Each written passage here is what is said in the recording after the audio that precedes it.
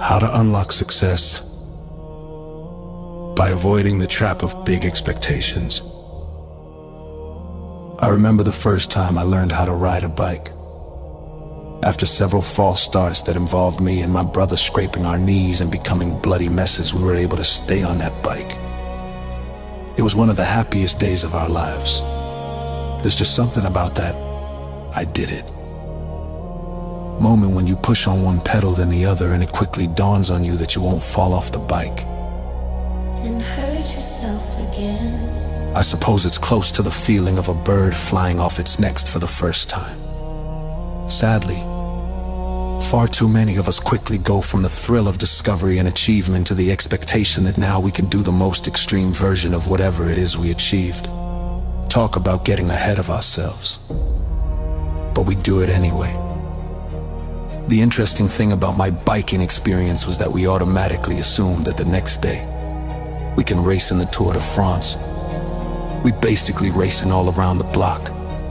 We were biking long distances. We shot out of the gate, so to speak. Here's the problem. Regardless of how excited you may be when you first learn something, please understand that at first, there will be challenges. Don't expect things to go smoothly. They often never do. This should not be a surprise after all. You just figured out how to do something. Does it really make sense to expect that you will be able to do it like an expert soon after you learn it?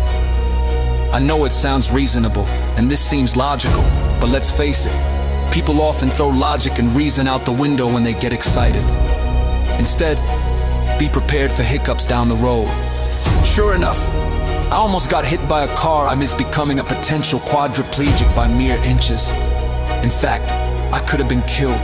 There were so many close calls during that first week. How come? Me and my brother expected to bolt out of that gate and become the best bicycle riders we knew. This is a serious problem because I was expecting big starts. It doesn't work that way.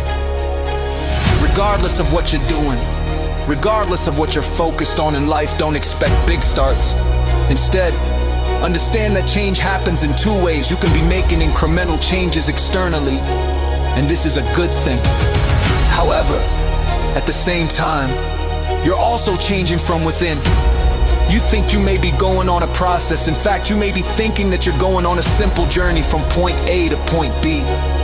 But, interestingly enough, this journey changes you.